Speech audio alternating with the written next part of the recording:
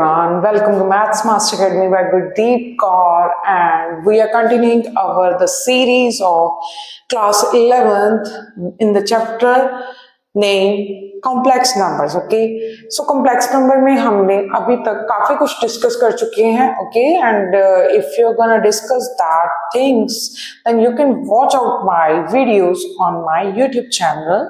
I hope you're doing well and पढ़े रहे होंगे. Okay, now without getting late, we are going towards our next topic of complex number, that is the properties. Okay, before you are talking about the properties, I will discussing that the main two properties. Okay, now when you are getting in the mind that you are discussing the properties in terms of algebra में हम कौन-कौन सी properties discuss करते हैं mainly. First one is closure one. Let me discuss associative. Third one is additive identity.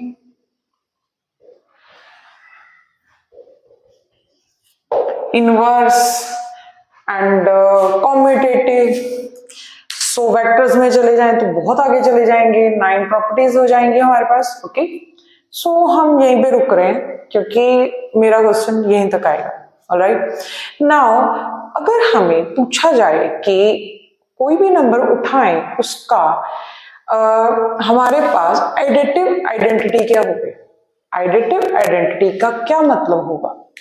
Means हम किसी number की बात कर रहे हैं, लेट अस सपोज दैट हम किसी एक्स नंबर की बात कर रहे हैं, उसमें कौन सा ऐसा नंबर जोड़ा जाए कि उसका आइडेंटिटी ना चेंज हो. तो हम क्या जोड़ेंगे उसमें? जीरो. ऑलराइट, जीरो ही जुड़ेगा. ठीक है, अगर हम इसके मल्टीप्लिकेटिव आइडेंटिटी की बात करें, वो भी डिस्कस कर लेते हैं. ये एडिटिव आइडेंटिटी होगी.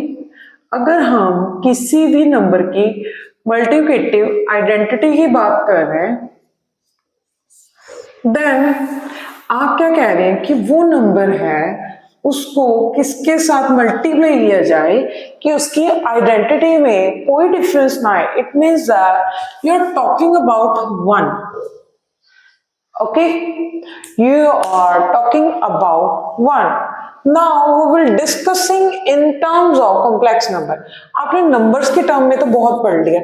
8 क्लासेस शुरू हो जाती हैं ये properties. Alright, so अभी हम discuss करेंगे एक example लेके.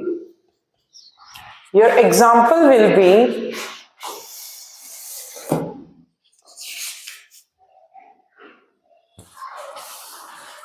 what is the additive inverse. What is the additive inverse? Okay, additive inverse हमने आइडेंटिटी की बात कर ली. ओके, इनवर्स क्या होगा? अगर हम कह रहे हैं कि उस नंबर के साथ हम कोई ऐसा नंबर एड अप कर रहे हैं कि वो हमें जीरो दे जाए. ठीक है, वो आइडेंटिटी दे जाए, मतलब उसका इनवर्स फाइंड आउट करना. लेट अस सपोज दैट हमारे पास एग्जांपल है -2 + 3 आइटा. अभी इसमें हम कौन सी टर्म ऐसी एड अप करें कि हमें जीरो बन जाए? Then let us suppose that a + iota b will be your, you gonna write is additive inverse. okay, of term लिख लेना.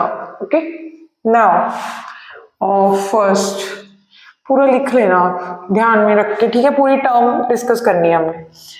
तो a + iota b add up करेंगे किसके साथ? -2 + 3 iota इज इक्वल टू 0.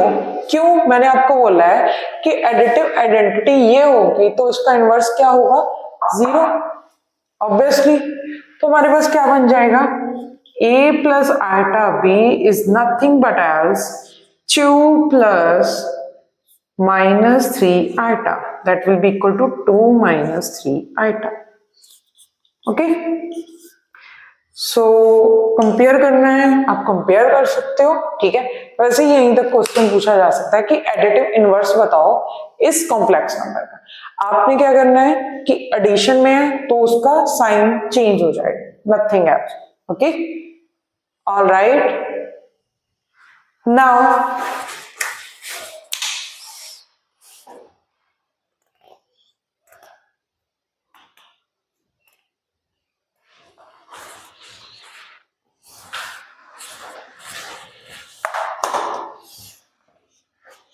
अभी हम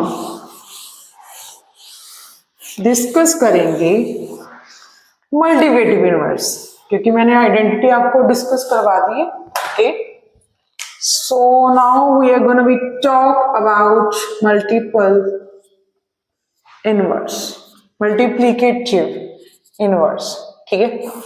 सो मल्टीप्लिकेटिव इनवर्स में क्या बात करेंगे हम एक एग्जांपल लेते हैं 3 + 2 आएगा, इसका मल्टीप्लिकेटिव इनवर्स चाहिए। अगर हम नंबर की बात करें तो x उठाएं, हम किसी ऐसे नंबर के साथ मल्टीप्लाई करें कि उसकी वैल्यू क्या आ जाए, 1 आ जाए। क्यों? क्योंकि मल्टीप्लिकेटिव आइडेंटिटी क्या होती है, 1 होती है। ओके, सो हमें उस नंबर को फाइंड आउट करना है, ठीक है। तभी उसको बोला गया है कि मल्टीप्लिकेटिव इनवर्स क्या होगा इस सम का। ओके, नाउ हमारे पास सम क्या है, 3 + 2 आएगा। So let us suppose that again a plus iota b मान लो आप, c plus iota d मान लो, आपकी मर्जी, x plus iota y मान लो, is multiplicative inverse of 3 + 2 iota. Alright, ठीक है। तो हमारे पास क्या बनेगा, 3 + 2 iota multiply by a plus iota b will be equal to 1. So हमें क्या फाइंड आउट करना है, a plus iota b is equal to 1 by 3 + 2 iota. That is nothing but else की रैशनलाइज करना पड़ेगा, डिवीजन हो गई ना, ठीक है। तो हमने वो प्रीवियस लेक्चर में डिस्कस किया है। a plus iota b क्या आ गया हमारे पास, 3 + 2 iota multiply 3 - 2 iota, 3 - 2 iota.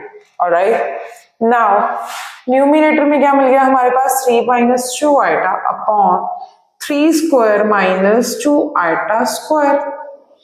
Alright, तो हमें क्या मिल गया, 3 - 2 iota upon 9 plus 4.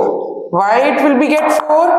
Iota square will be equal to -1 and that will change the sign of minus. 3 - 2 iota upon 13.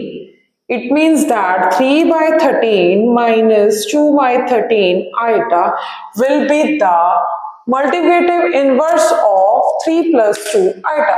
Okay.